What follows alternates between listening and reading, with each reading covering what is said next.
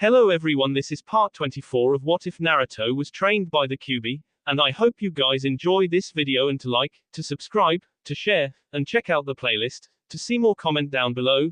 Now let's start the intro. They call me a god. They call me a god. They call me a god. Join my membership, the perks are great. It's in the description. Be sure to like and subscribe, it gives me more motivation. Enjoy. With Natsumi and Hokage. You have any ideas, Kyuubi-san? Sarutobi questioned through panted breath, while holding himself steady with his summon boss Enma, who was in his Kongo-Onyoi, diamond-like hardness, staff form. Not unless you have two corpses lying around that I could use. She growled out, making him look at her like she grew a second head. Never mind, she retorted flatly. Both warriors who though fought valiantly up until this point were reduced to shambles of their former selves. Most of Sarutobi's armor was dented or broken off, with many lacerations across his body. Meanwhile Natsumi, though looking much better than him physically, the damage she has taken could easily be seen through the cloths she wore or what was left of them. Her pants now could only be considered short shorts with the many SS in them, and most of her shirt also cut up, showing much of her stomach.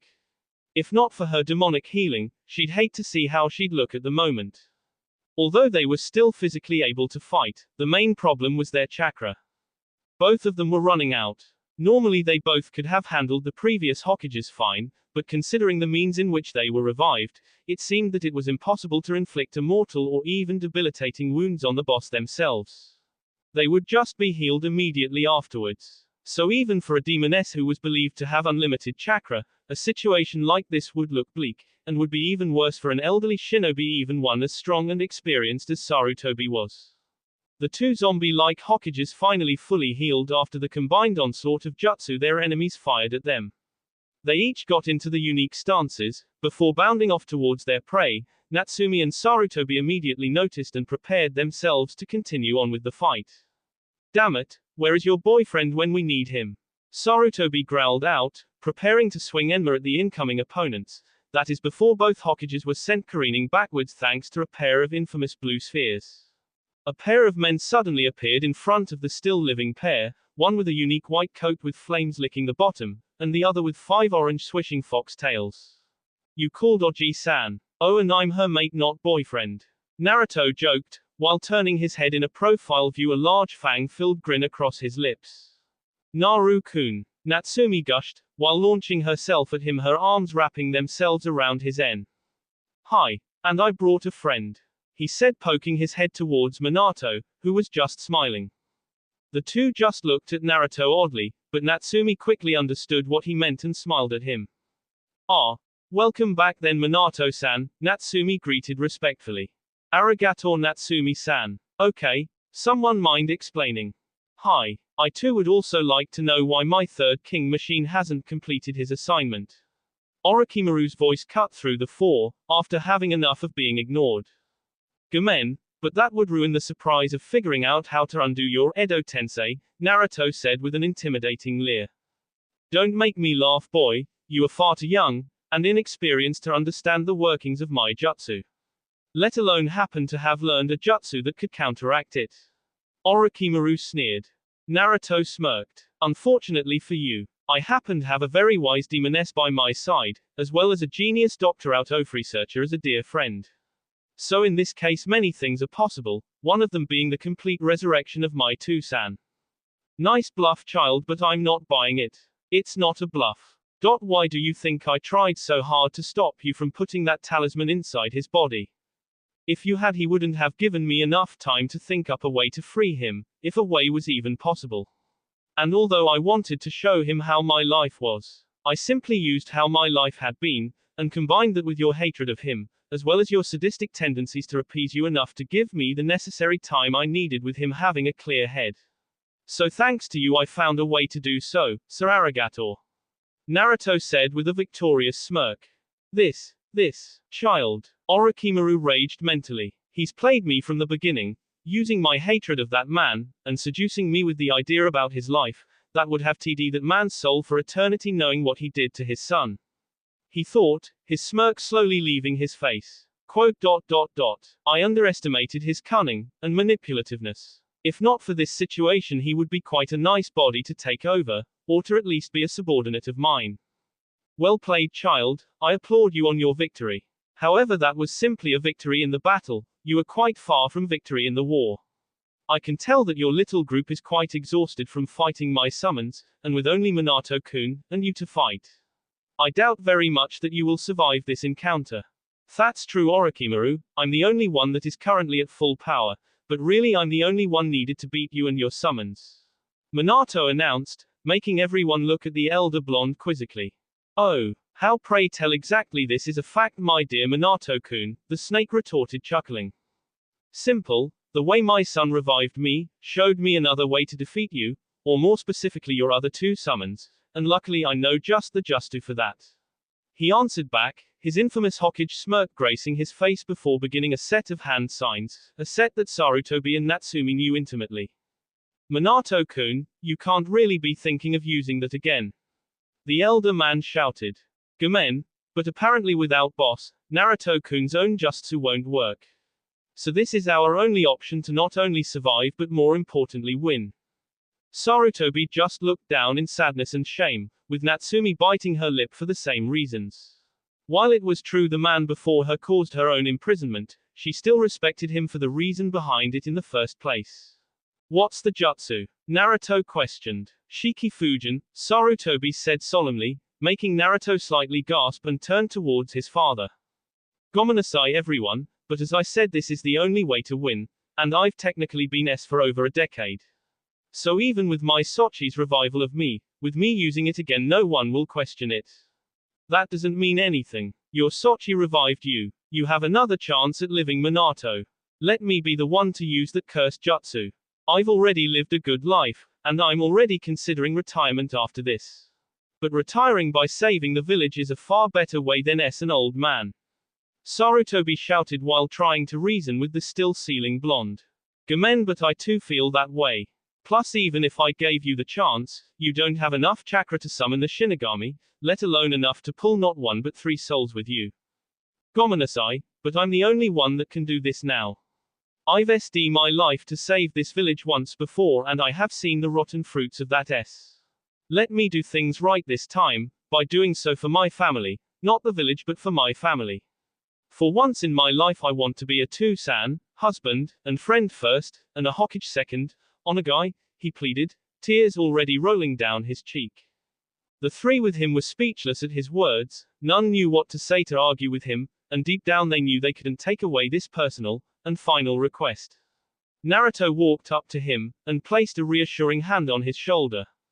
I may not like it, but I understand Two-san. Personally I'd rather have you try to live the life I gave you, but if you feel this way is worth it I certainly won't stop you. I'm behind you Two-san, and I'm proud of you. I'll give you the time you need to complete the jutsu, he reassured with a sad smile, tears also brimming his eyes. Minato couldn't say anything, and saw his other 2 comrades nodding their heads in an affirmative manner at his request. Minato just nodded in acceptance, silently thanking them for helping him, and respecting his wish. Ah, so you are finally finished with this overly dramatic scene. Orochimaru said, his tone sounding like he was sick to his stomach. Good. Then K the blonde one. He finished, with a sickening grin. The zombie Hokages nodded at their orders before shooting off towards their target. Naruto, Natsumi, and Sarutobi jumped in front of Minato as a shield until he finished his jutsu. And although all 3 were severely weakened thanks to their previous battles, they were still strong enough to keep the enemy cages busy long enough for Minato to finish his hand sealing. Fuinjutsu, Shiki Fujin, spirit sealing method. The blonde shouted, after he slammed his hand into the tiled roof. The entire area dropped to such temperatures that breathe could be seen. The battles stopped mid-punch and looked upon the effect of the jutsu. There behind Minato floated a white-clad being, that looked like a demon, the Shinigami. Who summons the Shinigami? A voice that caused all living beings that heard it to shiver. I have Shinigami-sama, Minato said while bowing towards the transparent being. The Shinigami looked down to see its summoner, and to those who could see it clearly thought they saw the being actually looked shocked, or as shocked as a death god could look. You have already summoned me once before, and used your soul as the price, how have you escaped your fate? Unfortunately, Shinigami-sama, that is a bit long to explain. Minato answered, scratching his head nervously. It was never a good idea to upset a god. But long story short, I was summoned to this realm by a kinjutsu, and as events came to pass, my soul was placed inside a human's, causing me to become alive once again. And now I need your help in free 2 other souls of my brethren that have suffered from the fate of this kinjutsu, as well as take the soul of our summoner. The Shinigami spoke after a minute of contemplating the situation he was summoned into. While I do not approve of the circumstances of the situation at hand, I am honor bound as a god to not directly interfere with the mortal plane, sans soul collecting. Be that as it may, because this situation is out of my control and I have been summoned once more, I will repeat the process that you had me do all those years ago. Who are the 2 that are your brethren? Minato without a second though pointed at the zombie Hokages. Understood, and the summoner you spoke of. Minato then pointed towards a quite frightened Orochimaru, who since the summoning hadn't moved an inch nor taken the opportunity to kill his enemies due to the simple fear of the god floating in front of him. Understood, you realize that you will be sacrificing your soul for a second time. And no jutsu in the world will allow your escape for a second time. I'll make sure of that, I promise you. Hi, I understand, and accept these terms, Shinigami-sama. Very well, prepare yourself, mortal. The god's eyes soon began to glow a blood red, and the next moment Minato's soul floated above his body. The god grabbed it, before a transparent arm jumped out of Minato's stomach. The arm then shot forward before splitting into 3 smaller ones, all flying towards their targets. The zombie Hokages didn't understand the situation, but they still realized that whatever these hands were, they were clearly an enemy, and began to evade the grasp, the same as Orochimaru had begun. Damn. This completely ruins everything. I didn't think those 3 were still strong enough to protect him long enough for him to perform that jutsu. This whole invasion seems to have backfired even before it began. The only saving grace is that I was able to mark Sasuke-kun. So all I have to do is wait until he comes to me. Orochimaru, though, as he continued to dodge the agile arm, though noting that the Shodaime had just been caught, and his soul was already being extracted. I can't be captured here. If nothing else, I need to escape and try to plan my next move. But this barrier will have to go. This place is too restrictive with that arm. He concluded, as he backpedaled towards the barrier, before ordering the Nadaime to jump in front of him just as the hand hunting him was about to grab him, but grabbed the Nadaime instead.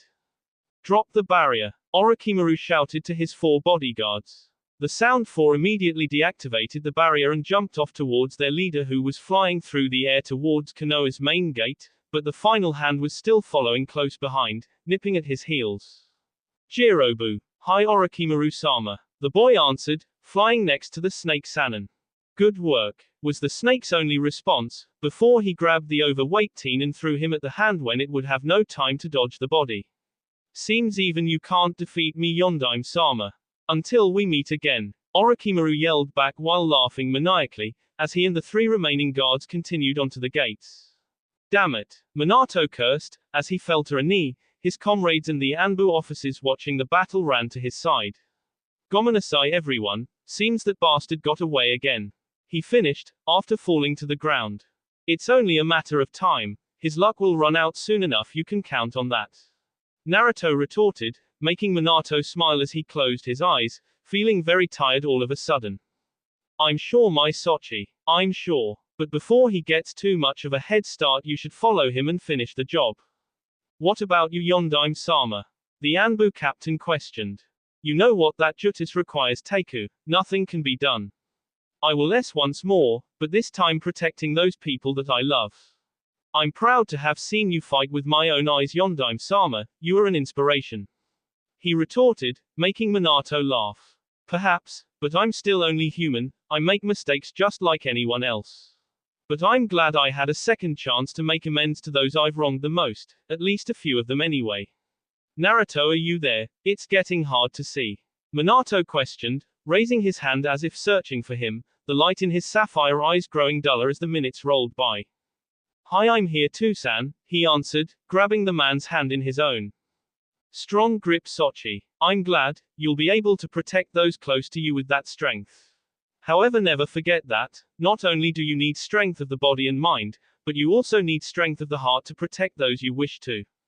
Hi, Natsumi-san. The now paling man called out, making the vixen quirk an eyebrow. Hi Hokage-san. I've been meaning to say this ever since I saw my Sochi's memories. Arigato for taking such good care of him, when no one else would.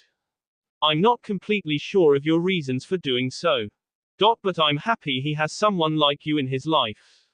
But more important than that, I would like to apologize for what I did to you all those years ago. I was young, brash, and scared less when you came roaring towards the village. I believe I jumped to conclusions before I gave you a chance to explain your reasons for being here in the first place. I as well don't know why you did what you did, but from what I can tell from Naruto's memories, you certainly didn't do it on a whim, or just because you could. For those reasons, gomenasai. Well, you certainly should have done that, but the past is the past, and not even Naru-kun himself blames me for what happened that day.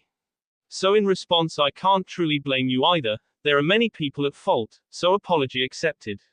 She responded with an accepting smile.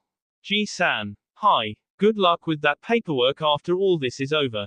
Minato said with a smile a mile long. Sarutobi growled out, but he had a large smile on his face too. It is time. The Shinigami interrupted. Hi. It's time for you to go after him. Consider this the last order I give as the Yondaime Hokage of Konoha. Minato said proudly, before his hand slipped out of Naruto's, and fell to the ground. The Shinigami felt the last flicker of life leave the blonde man and finally devoured his remaining soul, before leaving the scene as all those surrounding Minato silently shedding tears for the brave man. A man who without hesitation sd his life once more for his loved ones and the village he had sworn to protect as the Yondaime Hokage. A minute passed silently amongst those around the body, only light sobs being heard, until Naruto sniffed heavily and his cracked voice broke the silence. I believe it's about time we exact my two-san's final wish. He said, though his voice was deeply sad, many could hear the subtle rage in it as well. Those around him nodded in agreement to his words. Teiku, get you and your men and have them help out any remaining battles going on in the village. We will go to the gates and finish this once and for all. Sarutobi ordered, getting a slightly strained, hi, from the masked Anbu. And Teiku, what you just witnessed here will be considered a SS-class secret. You are to tell no one about Minato's S or anything concerning it unless I order otherwise. If I hear you have, I'll K you myself, understood? Understood Hokage-sama. The captain answered, slightly terrified of the tone the Hokage just spoke with, while saluting his commander-in-chief, before disappearing in a swirl of leaves. We should get going, Naruto suggested, turning to face the gates. Oji-san, in case what you said comes up later. Team Whirlpool spoke with my two-san before we came here. Understood, I won't hold him accountable if they bring it up with me. Let's go, we have a snake to skin, preferably while alive and screaming for mercy. Natsumi said with a sadistic leer, before all three of them disappeared only small dust clouds where they once stood. Never noticing that Minato's body had turned back into the Oto Shinobi's form once more, almost as if Minato was never there. Konoha Gates. Most of the invading forces were destroyed within the village limits, the only remaining sections being those near the main gates. The remaining forces on both sides continued the fight near there, when Orochimaru and his cohorts arrived. Those battles surrounding the group stopped suddenly when they arrived, the Oto Shinobi wondering why their cage was there as the plan didn't call for his presence, while the Konoha Shinobi were just shocked to see him. TSH, seems we'll have to clear out a few rats before we can escape, you 3K any you can. Orochimaru ordered, before summoning Kusanagi from his mouth and began to mow down any leaf shinobi he could find while heading towards the gate. Unfortunately for him, these distractions gave Naruto, Natsumi, and Sarutobi enough time to catch up to him. This is as far as you go, Orochimaru, Naruto shouted to the pale-skinned Sannin, who just finished skewering a leaf chunin. I suppose it is Naruto-kun. He responded, turning around, an insane smirk on his lips and blood splashed across his clothing, his sword glistening crimson in the sun thanks to the blood raining down the blade. Before either group attacked, Kabuto, Shunshined to the left of his master with an unconscious young woman DRD across his arms. Kabuto quickly whispered something in his master's ear, but with the sound of battle neither Naruto, nor Natsumi could hear him, Not that Naruto was listening at the moment, considering who the woman was. Hana-chan, how? He whispered, fear etching into his voice. Orochimaru's smirk grew even bigger with what Kabuto told him, and grabbed Hana from him. He DR'd his free arm across her shoulders to keep her standing up, and slid, Kusanagi, across her resting the blade against her jugular. From your expression it seems that Kabuto-kun's information about who this young woman is to you is correct, Naruto-kun. If so, please be kind enough to not move or she will He teased, that insane glint in his gaze once more. By now the fighting within the area had pretty much concluded, with Konoha winning the majority of them. Orochimaru's remaining forces, which consisted of a small battalion of Junins, Kabuto and 3 of the Sound, 4, were now surrounding his position. With those Konoha shinobi, many of whom were the majority of Konoha's clan heads, now standing atop the rooftops of the surrounding buildings. Orochimaru looked at his options, and the only good one being using Hana as a hostage, and with Konoha's family first principle, he could make it out if he played his cards right. Fortunately for him, another 2 avenues would open up for him in a few moments, the first one being when his third in command, Kimimaro, appeared before him with yet another girl in his arms, his back facing the enemy, keeping her identity hidden. Orochimaru-sama, I thought you would like this, one of the Junin gave her to me. The albino teenager said, extending his arms as if to show off the young girl to his leader. Orochimaru chuckled at his luck even in a situation as bleak as this, when he gazed down at the child. So I finally have one of the things I've been hunting for, the body of an Uzumaki. Very good, Kimimaro-kun, let Kabuto-kun handle her. He chuckled, making Naruto and Natsumi look stunned, when they realized who the girl was. The boy nodded, and handed the girl to Kabuto, finally allowing the Konoha shinobi to see who the girl was. Kasumi, where the hell is your family? Naruto growled out at the turn of events that befell him. Well, it seems that even Lady Luck shines upon me rather than you, Konoha. Orochimaru shouted, making everyone clench their teeth in anger. Just then, the snake's second avenue opened up, when a little blue-haired girl's voice could be heard coming out of a side alley that led to the open street everyone was standing in. Car-san, where are you? Car-san, the little girl shouted, coming out of the alleyway, and walked into the street where everyone was. I thought all of the civilians were brought to the shelters. Sarutobi shouted, now fearful of the girl's fate. Oh, this is just too perfect. Orochimaru thought with a wry smile. Without a moment's hesitation, he swung his arm that held Kusanagi in an arc, with the sword extending outwards. Most of the Konoha shinobi didn't have enough time to react when they saw the movement of his arm, and failed to stop him in time before he cut clean through the building behind the little girl. With a strained creak, the building began to tumble forward from lack of support in a direct collision course with the girl, who just noticed what was going on and began to scream in fear. Kami-sama, no. Sarutobi gasped, knowing he couldn't reach in time, and seeing that most of his shinobi who were already running towards the girl wouldn't make it either. However, just as the building began its descent, it was stopped by a pair of arms, the very arms belonging to the village's bane. Namikaze Uzumaki Naruto, which made many of the Konoha shinobi stop their advance and all look on in shock that the demon would protect anyone. Naruto stood underneath the building and was holding it up with what little strength he had left, his arms and veins bulging from the strain. His fox tails were securely wrapped around the girl in a protective cocoon, with only her head sticking out. Mocha-chan, are you okay? Naruto asked the young girl in a strained voice. Hi. Arigato, Mr. B, but how do you know my name? She responded, still frightened after seeing the building above her, and now the strange-looking man in front. Not a problem, just sit tight, I'll protect you. And I know you from when my Sochi told me about helping your dog Yoshi in the vet's office, he responded, knowing a little white lie would be easier to explain in the situation than the truth. Mocha just nodded, and slightly nuzzled against the tails, enjoying the feeling of the fur against her despite the danger she was still in. My, I never thought I would see you of all people protecting someone from this village, Naruto-kun, Orochimaru said in almost a giddy way as he watched the scene unfold. I could never blame a young child like her for the ignorance of her parents, especially after what I myself went through in this village. I'm not that ignorant myself. Naruto grunted out, his arms falling an inch from the weight of the building. Good for you then, at least you are smarter than the people here. Too bad they'll never learn that lesson from you since they hate you, and Kyuubi so much. He answered back, turning towards Natsumi, when he said, Kyuubi, which made the Konoha shinobi who didn't know her true nature quirk an eyebrow at this action and filed it in their brains for later Izzy's.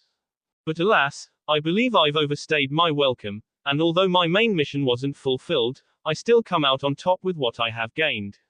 He smirked, before sliding his tongue across Hana's forehead, cheek, and lips, causing Naruto to growl demonically. Sayonara Konoha, Sarutobi-sensei, Anko-chan, and especially Unamika's Uzumaki Naruto, it's been fun. He finished, before extending his arm in a lightning-fast motion once more, his sword doing the same, aiming right for Naruto. Damn, I've used up too much energy keeping this building from falling. I tore my muscles in my left leg from the initial shock, and I can't use any tails to pull out my Hiraishin kunai. Naruto thought as the sword shot towards him. The scene unfolded as if slow motion to the rest of the Konoha shinobi, most too exhausted to deflect the blade from its intended course in time. To the horror of few and the silent satisfaction of many, the blade finally LD its target, making Naruto yell in pain, and cough up blood as the sword LD through his chest, heart, and back, before retracting to its normal length. Naru-kun. Natsumi shouted in fear. He might be immortal and have a demon's healing ability, but a damaged heart is still very life-threatening. The building fell a few more inches thanks to the shock to Naruto's body from the injury. A small pool of blood had already begun forming at his feet from the wound on his chest and the blood running down the corners of his mouth. His head began to bob, before completely falling and just hung there as he struggled with the building above him, and the pain racking his body. The only sound now was Orochimaru's laughter at the pathetic-looking form of Naruto. My, how the mighty have fallen, all this thanks to you protecting someone from a village that would sooner kill you than acknowledge your humanity. Well, as a parting gift, Naruto, since I doubt you'll survive that wound, I'll promise you one thing. ... He paused, to make sure Naruto was listening intently. My men will take very good care of your girlfriend. He promised, his voice brimming with cruelty and lust just to pronounce what exactly his men will later do. All of you have served me well, and I have one final mission for you. All but my bodyguards are to delay the enemy's pursuit as long as possible. He ordered to his remaining troops, before he, Kabuto, and the remaining sound, 4, shunted away. For the next few moments no one moved, many from trying to comprehend what exactly just happened, but Sarutobi came back to his senses quickly. Capture them. We need information on where he might be taking Hana-san, and Uzumaki-san. He ordered, his voice bringing everyone back from their stupor. The battalion of Oto shinobi backed up into a circle, kunai in hand prepared to stop any pursuers of their leader at all costs. When the Konoha shinobi were preparing to fight and capture them, a malicious wave of ki blasted across the surrounding area. The ki so potent most of the shinobi there were literally choking on it, and trying their hardest to continue breathing steadily, while the ones that were too low on chakra collapsed unconscious. What in Kami-sama's name? Sarutobi questioned, while struggling to catch his breath and swiveled his head looking for the source of this unholy feeling. Dear Kami-sama, no. He heard a feminine voice whisper in worry and fear, emotions that she hadn't felt since the day of her sealing. Sarutobi looked towards the voice and saw Natsumi looking in another direction, her face etched with the same emotions that were displayed by her voice. Sarutobi followed her line of vision and his eyes widened in shock at what he saw. An almost ravenous-looking blood-red aura surrounded Naruto, small whip-like tendrils lashed out in random directions incinerating anything they touched, the waves of ki emanating from the aura. The ground surrounding him cracked and shattered from the malicious chakra swirling around him. His body itself pulsing with unnatural energy, the veins on his arms being easily seen, as his blood seemed to be pumping through them at an alarming rate, while an inhuman growl from the Hanyu's tea could be heard that became louder and louder each passing second. The onlookers watched the man's unholy transformation with fear and horror etched into every fiber of their being. Many of whom were reminded of Kyuubi's attack as the same feeling that overcame them then that was felt by them now. Natsumi herself looked on with something akin to curiosity at the moment as she watched, but with the same fear and worry as before. Her vision allowed her to see past the shrouded aura to see Naruto's face, and what she saw made her shiver to the core. Naruto's face was scrunched in a look of pure and unconditional fury. His jaw, and teeth clenched tightly together, so much so she guessed that the blood coming out was not only from his chest wound but his gums as well. She could see that his eyes were tightly shut, but that an odd red-colored mist, much like steam, was escaping his closed lids. Dear Kami-sama, what is he? What is happening to him? Kakashi choked out, being close enough to Natsumi to have heard her speaking before. Suddenly a flash of red covered the entire area, blinding many and forcing them to look away as if looking at the sun itself. When the light disappeared and they could see regularly again, they grew even more shocked than they were moments before. The reason being, when they looked upon Naruto to see what happened, they saw that the building he was holding up completely vanished, and his arms were now at his sides. 3 stories of stone, steel, and wood completely gone in an instant, and in its place was red dust that shined oddly in the sun's rays while falling to the ground. As if it was snowing. But the flakes in this case were painted blood red. It quickly dawned on the onlookers that the building didn't simply vanish, but that Naruto's chakra, and transversely Naruto himself, destroyed the building so completely that all that remained of it in existence was the red dust that was still falling to the earth around him. When they looked upon Naruto himself, they immediately noticed the changes in him. His claws and fangs, which had been longer than normal already, were even more so, reaching about 3 inches now. The whisker marks on his cheeks now took over a large majority of his cheeks while widening out, reaching his lower jaw, much like the stays of a tiger. His hair and fur turned a crimson color much like Natsumi's and seemed to have taken a very dangerous sharp edge to the ends of each hair, many of the Konoha shinobi being reminded of the toad hermit Jiraiya's Hari Jizo jutsu. The scariest change to him was his eyes after he opened them.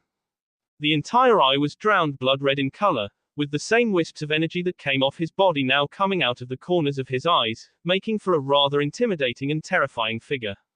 His final change was a 6th fox tail that protruded out of his back and swished menacingly with his original 5. Kakashi's question was finally answered when Natsumi saw that 6th tail, while only feeling 3 remaining on her persons. Begin playing, Never Meant to Belong by Bleach OST. D. Demonic bloodlust, Natsumi whispered. Demonic bloodlust. Sarutobi chalked out, the feeling of ki still bearing down upon the onlookers, while mentally relieved that Mocha had been released by Naruto's tails and was unconscious on the ground now. An ability? No. More like a curse, for those who have been subjected to levels of demonic chakra that are out of the complete control. She explained, while watching Naruto test out his limbs as if he just finished another Sosei ritual. Haven't you wondered why he hasn't been seen with more than 5 tails? When I'm Kyuubi, it's because if he, or someone like him, ever calls upon more demonic chakra, then they can control. This is the ultimate consequence. All his attributes, strength, speed, reflexes, chakra reserves, pain tolerance, etc., are increased 2-fold. His thirst for blood that all demons have is piqued and sent over the edge of sanity, even his own diluted thirst for being only half demon. But all that power comes with a heavy price. The person's entire consciousness is wiped clean while they're in this state. All that left is a bloodthirsty king machine who can't tell friend from foe, and will never stop king until there is nothing left alive surrounding them. My Naru-kun, my Kishi, beloved, this should never have happened to such a person like you. I can never forgive myself for knowing and not stopping this Gomenasai. She explained, hot tears of regret and sadness streaming down her face at seeing her mate in such an opposite state of his true self. Kakashi and Sarutobi were shocked at what she just told them. Neither could comprehend what was happening to Naruto at the moment. But what they did know was that everyone around him was in danger. Unfortunately, before he could give any orders to retreat, Sarutobi noticed Naruto take a step forward. This lone step kept everyone's gaze mesmerized, before Naruto disappeared from that spot. Immediately everyone looked around to locate him until they heard horrified screams engulf the area. Everyone turned towards the scream's origin, and the sight they witnessed next would be etched into the memories of all present shinobi for the rest of their lives. Standing in the middle of circle that the battalion of 9 Oto shinobi created before they were about to fight the Konoha shinobi, was Naruto. And above him, hanging helplessly in the air, were 6 of the Oto shinobi being impaled by his tails. Their entrails and organs skewered and sped asunder by the steel-like hairs and easily visible to the onlookers, as their blood rained down from the gaping wounds, his protruding tail tips, and the sped organs that dangled from said appendages. Meanwhile, Naruto himself had a stoic expression on his face as if he hadn't just killed 6 people. The only emotion expressed on his visage was sadness and rage coming off his eyes. He looked towards the sky as blood rained down upon him, his entire body now drenched in the life-giving liquid. Most of the shinobi present, save a few, could account for a time when they ever witnessed a scene so gruesome, so shocking, so horrifying, so inhuman, in all their lives as shinobi. The scene making many of the greener shinobi, and even a few of the veterans present for such a scene, bend over and release the contents of their stomachs onto the rooftops or streets, depending on where they stood. Demon. One of the 3 remaining Oto Junin screamed, as he tried to scurry away on his butt after falling in surprise from Naruto's horrific attack. His scream, however, did nothing but alert Naruto of his comrades and his own still useful pulse. He quickly threw the 6 drained corpses on his tails away in random directions with a loud and wet crunch against the sides of buildings and across the dirt streets. His fun with them finally over once their screams and blood stopped flowing. The onlookers just watched in horror as Naruto stalked his prey, his tails thrashing joyously with each step. Kami-sama, is this the power of Jinchuriki? Kakashi gasped, as he saw Naruto grab an Oto man's skull, lift him off the ground, turn him so his back was to him, before finally shooting his clawed hand through the F of his tailbone and sped his spinal column out of his back, an arc of blood shooting into the air from the act. No. This is the power of a being that just lost a loved one. Natsumi answered softly, and yet her voice seemed to carry through the ears and minds of all those who watched. Surely you know how it feels to have someone you loved sped from of your grasp. The sad and empty feeling of losing them. The hatred and vengeance against the one who took them away. The wish for redemption for being unable to keep them safe and protect them. That is all Naru-kun is feeling right now. It just happens that because he is a Hanyu, this is a result of those highly intensified emotions mixed with his demonic attributes. But still to turn into this thing, Asuma retorted in disbelief, as he just finished watching Naruto impale his entire arm through the 8th Oto Junin's head. Natsumi stayed silent hearing Asuma's words, and figured that the remaining people watching the carnage thought the same. She sighed in disappointment and exasperation at the foolishness of humans, especially ones from this village. None seemed to want to understand anything about demons or their lifestyles, unless it's to turn them into weapons, of course. Is there no way we can stop him? This isn't him, this isn't Naruto. Sarutobi questioned, with a trench coat wearing, purple-haired Junin mentally asking the same with a frown on her face. Even with all the blood in the air at the moment, she couldn't enjoy it when she saw her friend like this. Natsumi turned to him, with a small smile, with all of the visual, verbal and most definitely mental hostility towards Naruto now, she nearly forgot why the demon pair came back to the village in the first place. To save people like Sarutobi, people who truly understood, and accepted the world and its beings without bias, or clouded notions of the truth, or at the very least tried the damnedest to do so. I've never heard of a way from anyone who has witnessed this in the past. The bloodlust usually runs its course before the being returns to normal. She replied quietly, as the last remaining Oto shinobi SD, by being swiftly beheaded with the very same spinal column Naruto had sped out from one of his comrades moments ago. The air grew deathly silent as the final gurgles and screams of life emptied out of the butchered Oto battalion. Naruto himself looked upon the bloody scene, in a nonchalant manner, as if a once favorite toy of his, though now simply thrown aside, just broke in front of him, and he couldn't care less. In seeming finality of the scene, he lifted one of his hands and began in an almost sensuous manner lick them completely clean of the remnants of blood that sped off them, and did the same to the other until his tanned skin was left unmarked by the crimson liquid. By then the remaining Konoha shinobi were frozen to their positions, none knowing what to do now. Sarutobi knew what Natsumi told him, but if he didn't order them to retreat none of them would live, and as most Hokages must do, gave orders that he knew he'd later lament from the bottom of his heart. End song. Everyone fall back, get away from him. Sarutobi yelled out. His orders knocking everyone back from their stunned state of watching the Hanyu, many of them taking a step back from fear or trying getting away from him as soon as possible. Unfortunately this also caught Naruto's attention, and his dull eyes now shone with a new luster at all of the remaining prey in the vicinity. No! Natsumi shouted, stopping everyone in their tracks, including Naruto himself. You don't get it. If you run, he will catch you and will enjoy your deaths even more simply from the thrill of the chase. If you stay still, it will at least be less painful. What I'm saying is, as of now, all our lives are in his hands. She explained, many of the shinobi around gulping at just what her words meant. The deaths were assured no matter what. But if we attack him, certainly all of us could take him down. Guy shouted. Nothing can be done to stop him at this point. You people always called him a demon, a monster when he was a child, and still do even today. When in fact he wasn't and only wanted to be treated as a human being. But now, your words have come full circle and this time you truly face the demon you've always treated him as. A demon not even I can stop, even if I wished to. She relented, her gaze staring at the now crimson pools of her love, tears brimming her eyes once more looking at the beast he had become. As the surrounding shinobi pondered her words, and what the current move should be pertaining to Naruto and their own survival, none of them seemed to notice when a blue-haired little girl had awakened, and walked until she was only a few yards away from Naruto. Ano. Naruto Nisan's Tusan. Are you okay? You look kinda funny, Mocha questioned, not realizing what happened to him.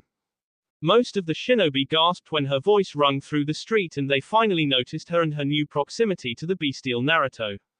No. Sarutobi growled out in fear, not wanting to think about what Naruto would do to a defenseless little girl. We have to do something.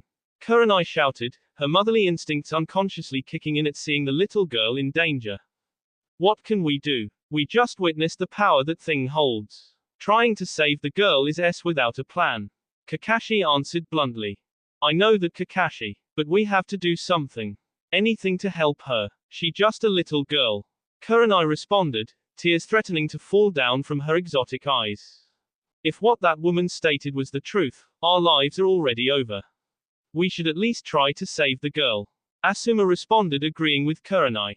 Unfortunately, the group of Junin weren't given enough time to form any kind of plan, because Naruto soon began to take daunting steps towards Mocha, his tails twitching like before. The group's eyes widened at their limited time. Most just wanted to rush in and save the girl, but they knew with those tails acting almost of their own will most would before even touching her. By now Naruto was only about 10 steps away from Mocha when he stopped at seeing two people appear in front of her, small dust clouds beneath their feet, and their arms spread out in a protective fashion staring down Naruto with determined gazes. The Konoha shinobi were taken aback by the duo, not only by their suicidal actions at trying to get between him and his new prey, but of who they were. The first one being Naruto's own companion Natsumi.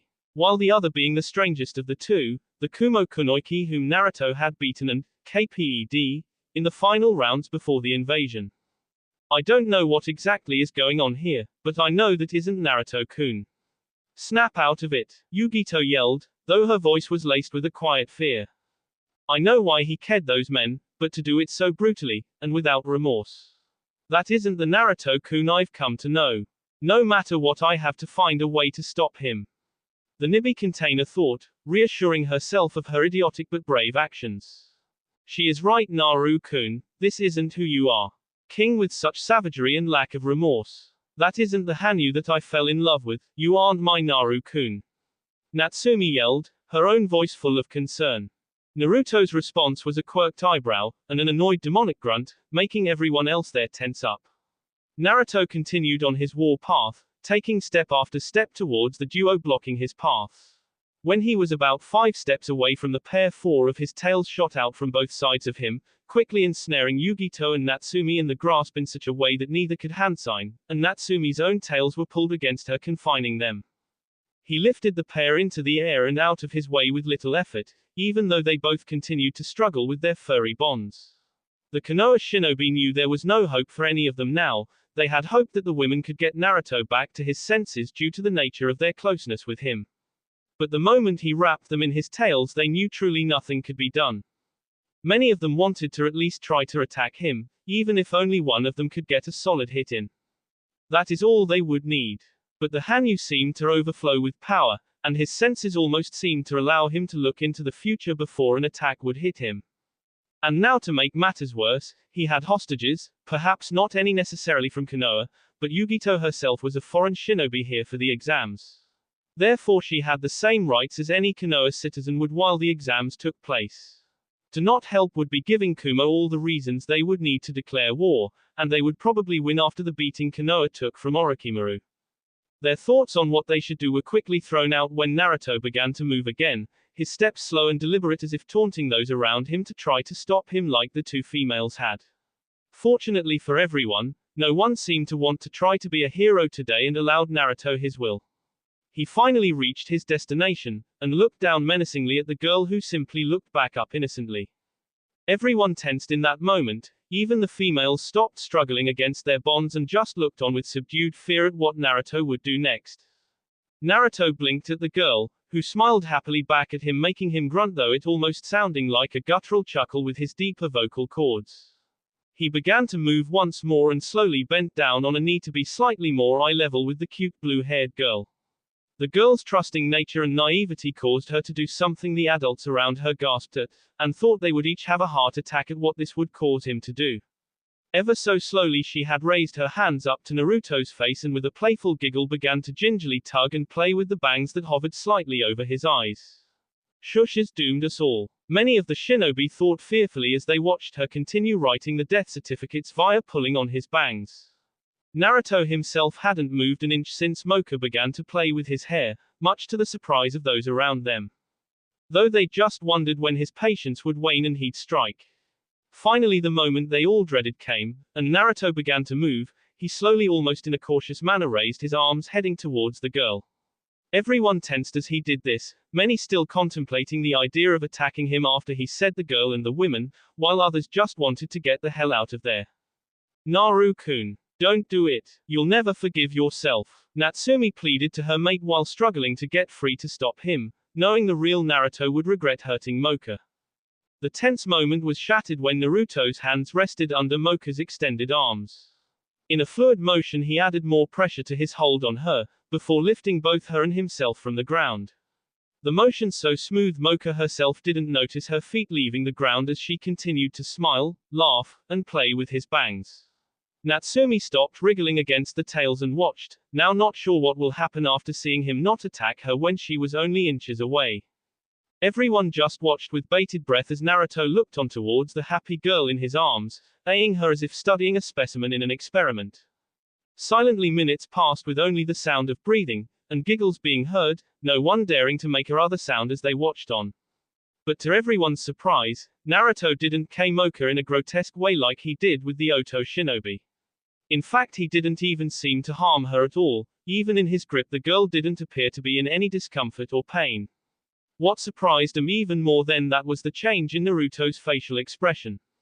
Instead of the emotionless face he had on the entire time he was king, now a small but clearly evident smile of acceptance was across his lips as he continued to watch Mocha play. No one, not even Natsumi herself, knew what to make of the situation. From what she had heard from other demons and Hanyas, you completely lose yourself to your bloodlust impulse, and won't return to normal until everything around you is S.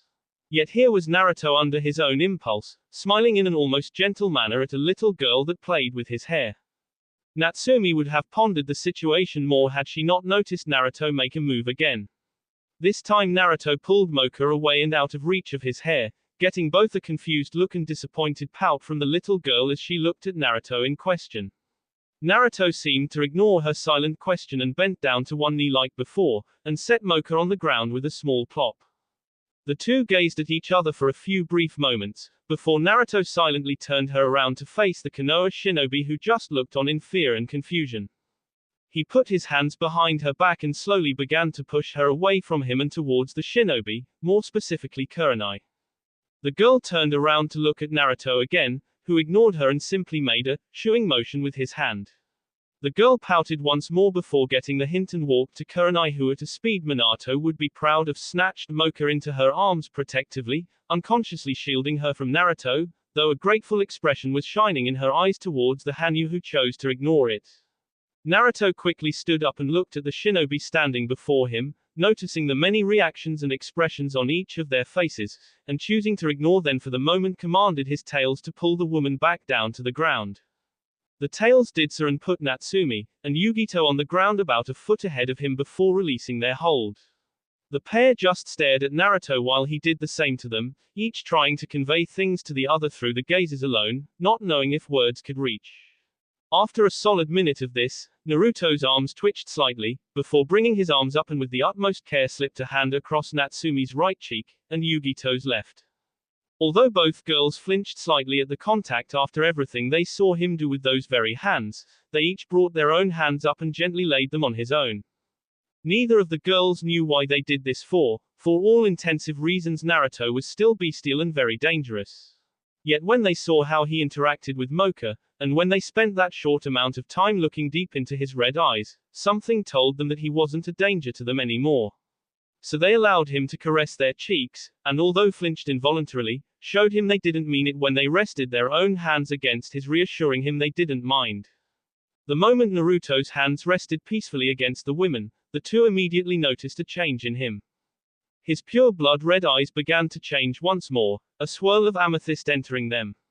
They were surprised by the change, and when they zoned out on Naruto's appearance they saw the rest of him changing as well.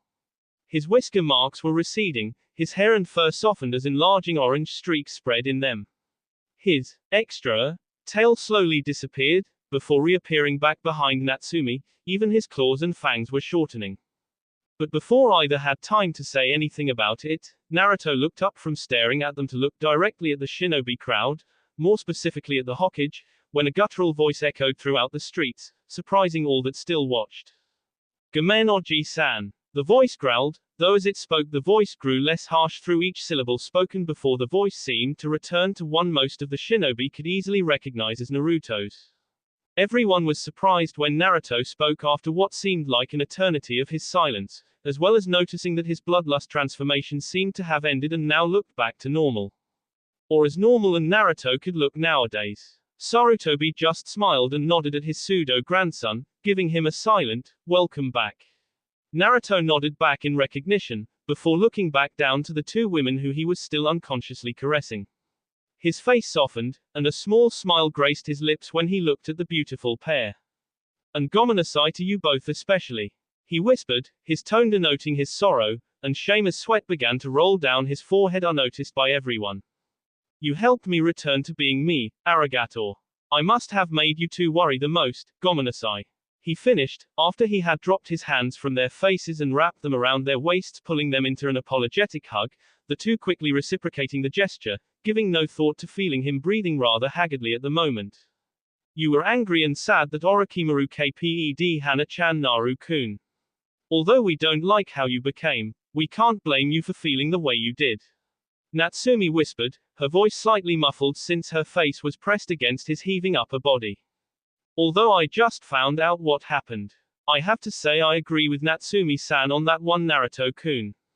I felt the exact same way when Kar-san was taken from me. I could never blame you for this." Yugito responded, feeling her shirt beginning to feel oddly squishy and wet where it pressed against Naruto's chest. "That means a lot coming from you both, arigato," he responded, before he suddenly felt really lightheaded, noticed his vision begin to darken, and a sharp pain emanate from his chest and back. "Hokage-sama, what should we do?" Kakashi asked, noticing Naruto's subdued behavior as the best time to talk. "What do you mean, Kakashi? We will of course deal with the reconstruction of Konoha, as soon as all of the reports on the collateral damage to the village, population, and shinobi are on my desk. Once those reports are in my hand, I will be sending out a rescue team to get Inuzuka Hana and Uzumaki Kasumi back from Orochimaru. Sending a team now is with how the village is holding up, and everyone needs rest. I do not mean to overstep my authority, Hokage-sama, but we both know that wasn't what I was asking about at this time." Kakashi answered lazily, pointing his eye at the hugging trio. "We do. Naru-kun. Out if Naruto-kun." Natsume and Yugito screamed, interrupting Sarutobi, making everyone turn back to the trio, and gasped at the new scene. On his knees and slumped in both women's embrace was Naruto, who looked to now be unconscious and nearly pale as a ghost. Though the reason for that being obvious when you looked at him, a geyser of blood was shooting out from both his chest and back from where Orochimaru impaled him with Kusanagi. By this time there was already a massive pool of blood underneath the trio and was rapidly increasing in mass as blood continued to gush out of Naruto's wound. Both women holding him were slightly panicking at this turn of events when only a minute ago he was hugging them in a thankful, loving manner.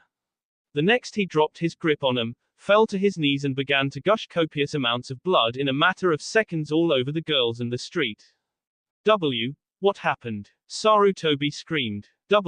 We don't know. 1 second he was hugging us, then the next. This, Yugito answered, her voice full of panic. Well, we need to get him to the hospital. No. Natsumi, who had been up until that point oddly silent, spoke, making those concerned look at her like she was crazy. Your doctors will probably try something detrimental to his health before ever honestly helping him. Especially looking like he is now.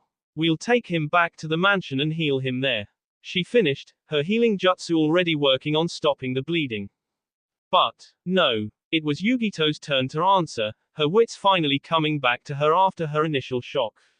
Quote, I know what kind of things people will do to Jinchuriki, Natsumi-san is right. Naruto-kun is safer with us in the mansion than anywhere else in this village. At least tell me what happened to him. Sarutobi pleaded, concern etched in his voice and face while looking at the demoness trying to save her mate. I don't know, but I can guess. Natsumi sighed. Quote, Naruto's body under the influence of his bloodlust must have went into a state of suspension which stopped his blood from flowing out of the body. In other words, his body put itself into stasis, where no wound already received would bleed and no new wound would appear. However, once the bloodlust completely leaves his body, the suspension would end and the blood out of wounds would appear and flow all at once like a geyser from the time the bloodlust was initialized. But I don't truthfully care why this happened, I need to heal him because once he is why, won't matter. I'm surprised he is even still alive from all the blood H's lost. She explained, though halfway through she began to sob slightly while healing him, as blood continued to drench her fingers and ground. I see, Sarutobi said thoughtfully, before sighing. And I may not like it, but very well take him back home. But please let me know what happens when you can. He requested, getting a nod from both Yugito and Natsumi. Wait, a new feminine voice called from behind a group of shinobi, making everyone turn to see both Tsunade and Jiraiya enter the area. I can help, let me come with you. Natsumi took a second to look up from Naruto to see his godmother, snorted, and looked back down. Your help wasn't there in his past, and it certainly isn't needed presently. Natsumi almost growled out. Tsunade clenched her teeth in annoyance over the gall of Kyuubi. She was the greatest medic nin in the world, and this demon woman was denying her skills to help her only remaining family. Now you listen here, Kyuubi. I don't care if he says you are important to him. I'm still his Kyuubo, godmother, despite my actions in the past. And I am the best medic nin in the world, yet you deny my skills to help save his life when I'm here. Now, just because you both have a grudge against me, why don't you grow up, and if Naruto-kun here wakes up tell him the same thing. He isn't a child anymore so he shouldn't act like it, we are human and make mistakes. Tsunade seethed, before taking heavy confident steps towards Naruto thinking she won the argument. Unfortunately for Tsunade, she didn't quite realize how much worry, stress and fear Natsumi was currently under while trying to save the life of the man she loved. And now she had to deal with an annoyed Tsunade who was yelling at her and taking away her precious concentration on the operation she was performing. A flare of ki shot forth from her, freezing the exhausted shinobi in their places just like Naruto had done moments before. Mistakes lasting constantly over a time of a single decade are hardly mistakes to take lightly, Tsunade. Nor one someone like Naru-kun, and I can all forgive a simple, I'm sorry. Quote. Natsumi spoke, her voice becoming low and emotionless. And speak to me like that again,Ningen, and there won't be enough of you for even Orochimaru to use as an experiment. Remember exactly who I am. I may feel a lot of regret for my actions those 12 years ago. But I'm still the queen of demons, so show some respect. Because I certainly didn't get the title of Kyuubi from my looks alone, remember that next time you address me. Tsunade and many around gulped audibly when Natsumi said those words in the emotionless tone she had. Tsunade's mind had failed to remember who she was talking to when her annoyance kicked in and now regretted it. She was about to respond with an apology, but Natsumi quickly interrupted her, after wiping her forehead of sweat. As for denying your help, Don't be so full of yourself to think that I denied you because of the rightful feelings Naruto and myself have for you. I denied you because you saw that jutsu he used in the Hokage's office to heal his thigh. Just who do you think taught him that jutsu? Trust me, although Naru-kun does a better job than me on smaller multiple wounds on a body, my forte is large singular wounds like the one he has. In truth, if I hadn't half-assed my self-training in human biology, I could have easily been the best medic the world will ever see. Especially with all the knowledge and chakra reserves I possess. But I'm a demon and have no need for such high techniques for a human body, so I just learned the basics of what I needed and worked on more important things. But even with this limited knowledge, I can perform the most difficult human operations easily like I'm doing now without trouble. Basically what I'm saying is, I'm better than you, therefore you aren't needed. Plus you have little to no chakra left, you'd be a hindrance to me and Naru-kun's life at this point. Tsunade's fists clenched together. You damned arrogant little bit. Enough. Sarutobi yelled, interrupting Tsunade from saying something she would definitely regret later. Natsumi, please take Naruto back home and see to the rest of his wound you haven't already healed. Natsumi nodded. Yugito'll need your to help move him safely. Yugito nodded and headed towards the bloody pair when a large squad of Anbu surrounded the trio in a circle, their swords already drawn. Namikaze Uzumaki Naruto, Kyuubi no Kitsune, you are both under arrest. The apparent captain of the Anbu spoke. What is the meaning of this Teiku? Sarutobi questioned, silently wondering how this situation could get any worse. Hokage-sama, orders from Danzo-san, Koharu-san, Homura-san, and half the remaining council to have Naruto and Kyuubi arrested, detained, and questioned. Under what charges? Namikaze Uzumaki Naruto, accomplice to the Kyuubi no Kitsune by releasing it back into the world. Attacking Konoha citizens and shinobi alike, more to the point the last remaining Uchiha and clan heir during a mission. As well as what we've just witnessed him do to those Oto shinobi. He is a threat to the village and will be dealt with accordingly. Kyuubi no Kitsune, for crimes against the village for 12 years ago, and attacking Konoha citizens, it is a threat to the village and will be dealt with accordingly. Those are all taken out of context Teiku. If I thought these two were a threat I'd have already dealt with the situation. Stand down. Hokage-sama, these are orders directly from the council.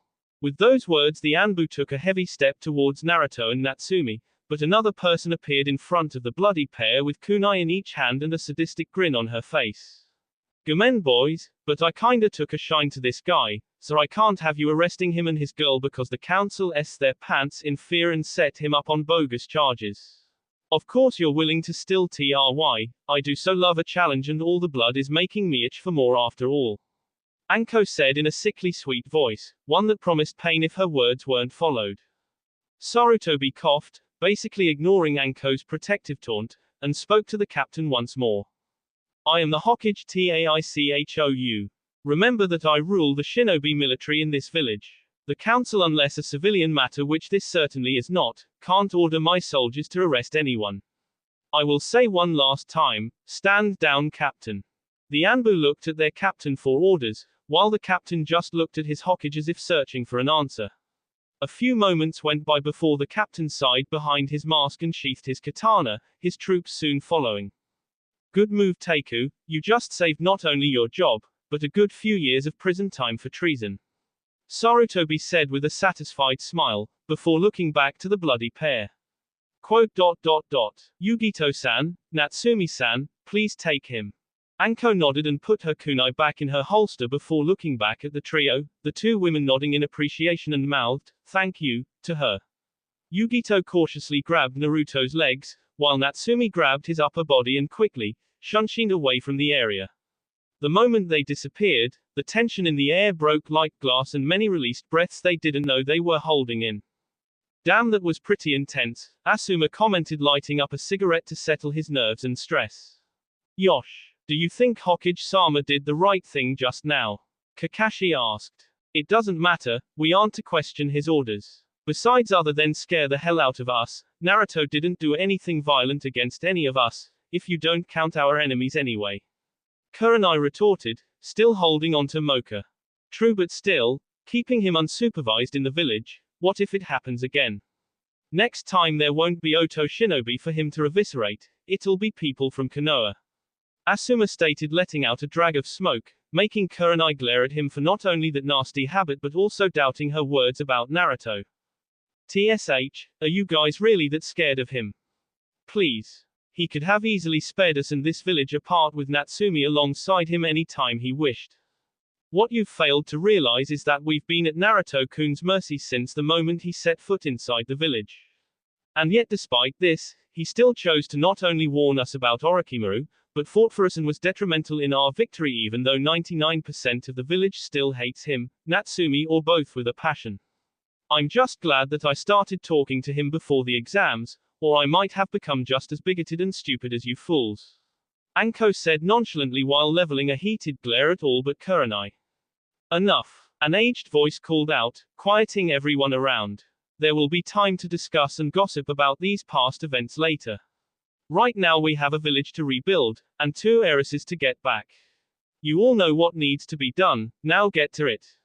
Hi. All the shinobi including the lingering Anbu operatives chorused out before all disappearing in swirls of leaves. Damn. I quit this job after the village is stable again. Sarutobi grumbled. About time, sensei. I heard those brittle bones creaking on our way here with that insane key blasting away. Jiraiya joked, with a silent Tsunade by his side. True Jiraiya-kun, too true. And was that an admittance to volunteer for the job? He smirked. Hell no, sensei. First, my spy network is too valuable for me to be stuck behind a desk all day. Second, if I was Hokage, I wouldn't be able to continue my research. He grinned. Very well. Tsunade, you're the only one left, and unfortunately Jiraiya does have a point about his spy network. The 2 elderly men looked at the pseudo-buxom blonde, and noticed her rather detached look. Suheim. Jiraiya questioned, but got no response before smirking and grabbed a handful of her ass. Tsunade didn't move an inch more than Jiraiya's action forced, which made both men look at her worriedly. She really tore into you with those comments, didn't she, Suheim? He questioned, while still unconsciously fondling her butt. You shouldn't act so lax yourself, Jiraiya. You are even more guilty than she is about Naruto's life. I mean, the very being that his Tusan imprisoned in him was the person to raise him since he was 6 years old. A job you 2 were supposed to do the moment Kushina left those gates when he was 2. Not only that, but in Tsunade's anger she failed to remember what I told both of you about the relationship Naruto and Natsumi have shared since he left, as well as the little-known facts about Natsumi herself. Once Naruto finds out about this, he paused to shake his head in exasperation. Quote, I think you 2 just lost your chance at reconciliation with him, just like Kakashi. I swear this village is full of fools when it comes to anything dealing with Naruto, even I'm guilty of that. I really don't see why those 2 haven't destroyed this village and killed us all. We completely deserve it. Perhaps, but as you said, Natsumi-san herself isn't an evil demon, so in that case maybe some of her must have rubbed off on him, and that is what holds him back. And talking about rub, she has a body that could rival a god's. True, she did seem to raise a fine young man, and a powerful one at that. It's unfortunately he will never join Konoha after what we've done to him. But that is presently neither here nor there. He paused to look at Tsunade, who now was staring silently at the 2, seeming to just absorb their conversation. Quote, Tsunade, you're the only one that can properly be Hokage, or at least until a younger replacement can be found. Thankfully Jiraiya never got the idea to make an official day, or else he'd have jumped at the offer. He finished, a ghost of a smile on his lips on playing with his 2 students' biggest weaknesses. Jiraiya's perverseness, and Tsunade's hatred of all things perverted. Tsunade looked at her sensei in a contemplative expression, mentally weighing both options, but the moment she saw in the corner of her eye her teammate doing the puppy eye no jutsu on Sarutobi, silently begging to ask him for the job again, a large vein on her forehead pulsed, before she sent a chakra-enhanced punch right at the pervert's jaw, sending him through an already wrecked build. Damnable pervert, she huffed. Quote, I accept the position when you step down, Sarutobi-sensei. If for no other reason than to protect the women of Konoha from that, she said venomously while looking at the rubble Jiraiya was still under. Sarutobi just nodded in approval to his new successor, before turning around and headed towards the Hokage Tower, with neither Jiraiya nor Tsunade seeing the eating grin on the old man's face that Naruto himself would be proud of. Ha, I still got it, they don't call me, the professor, for nothing. He thought happily at finally getting someone to take over his job and that damnable paperwork. I hope Natsumi-san is able to finish what she said she could. Because I'm not sure what she, Hana, Anko, or that Yugito girl will do if he doesn't pull through. The village will celebrate that's for sure. But them, they will probably burn it to the ground with smiles on their faces. He whispered to himself, while turning his head towards the Hokage monument and gazed at Minato's face forlornly before sighing and shaking his head trying to psych himself up for the mountains of paperwork he would have to soon burn, read. All of this on such a beautiful day. That will be all for this video. Be sure to like, subscribe, share, and comment down below for more videos. Goodbye.